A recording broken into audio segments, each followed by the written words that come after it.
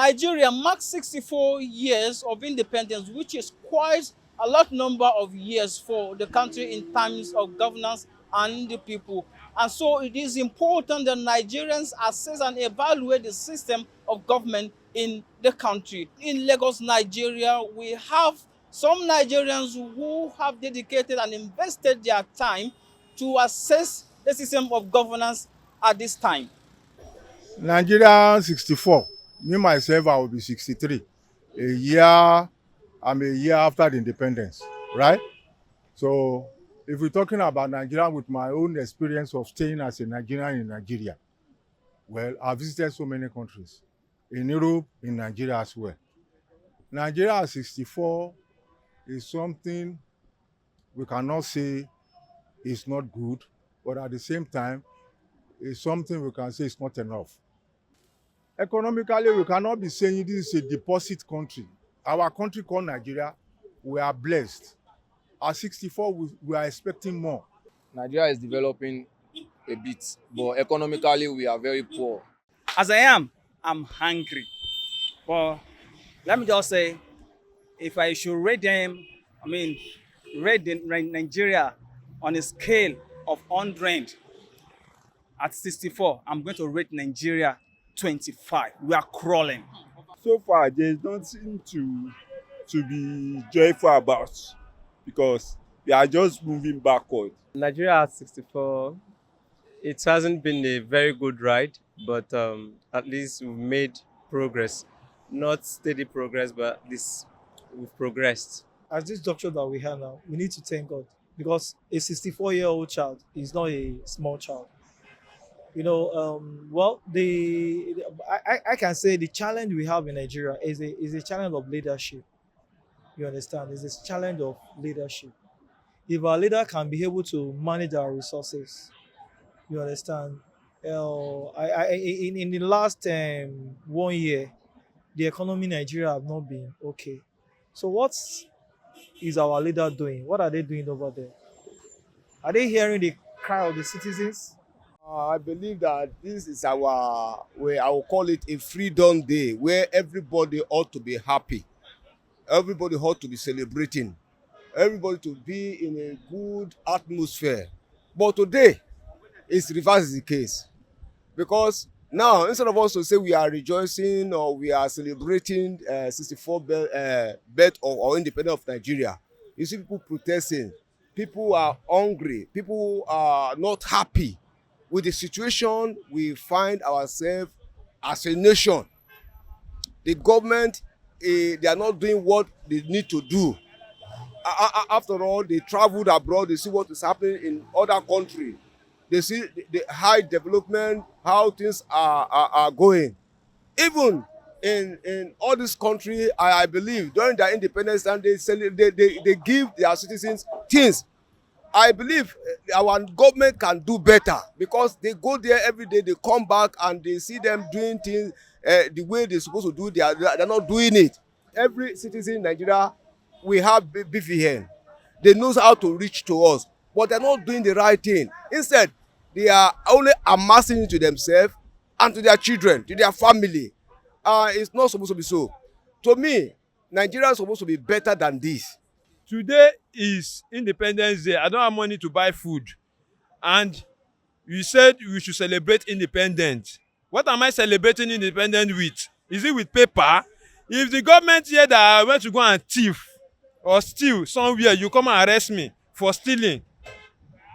But you cannot take care of us. This Nigeria, no progress though. No food, nothing. Everybody is just struggle for this Nigeria. Citizens provide their perspective on these concerns of various groups participating in another round of protests over the state of the economy to mark the 64th anniversary of the independence. You see, concerning the protests, I would say protest is good, but during the protest, a lot of people lost their life. That's why you see many of the masses are afraid of coming out to protest. You get? Somebody like me now, I will not lie to you. I'm afraid of coming out to protest because I wouldn't want to lose my life. It will jeopardize the integrity of this country. You know why? It's not supposed to happen this way. On the Independence Day, the people are agitating for protest. So that's to tell you the extent of how bad, how terrible this country is. Bringing up the protest as a citizen, we are trying to show our feelings.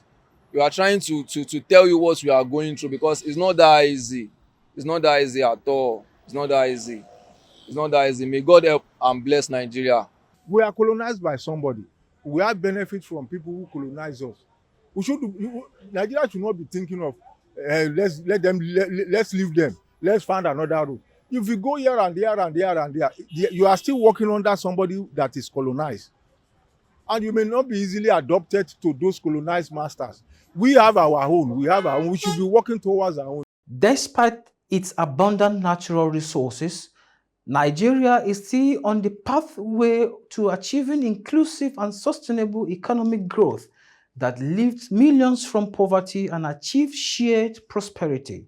I don't need to tell you what they should do. They all know what to do. But if you want me to tell you, I will tell you. See, number one, what is killing on in this country? The evil constitution that we were given. Let them first scrap 1999 constitution. When they do that, I'm telling you, Nigeria will begin to move. If there's electricity now for this country, then they can have to import what's it called, electric car, so that we can be charging everywhere with us. There will be lights. So people will not suffer for anything again. Government should look to the youth side, because we are really going through a lot. We are really going through a lot, and it's getting the youth to do more of bad things, like, especially talking of education. Our education is not really stable. I want the government to be helping us for this Nigeria. That's it. We have several stakeholders. We have the government, we have developers, we have interested buyers, we have investors, and it looks as if everybody has different plans, right? But I believe that until that synergy is achieved, until everyone understands what they are supposed to do and then come together to achieve this purpose, then it's going to be a very difficult terrain. But we are hopeful that as the days go by and as these policies are directed towards improving the economy, we believe that the real estate sector will experience a massive shift eventually.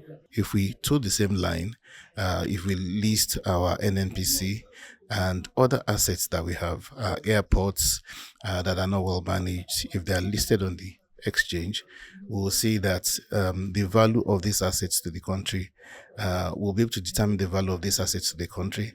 And of course, the country will become richer. And some of the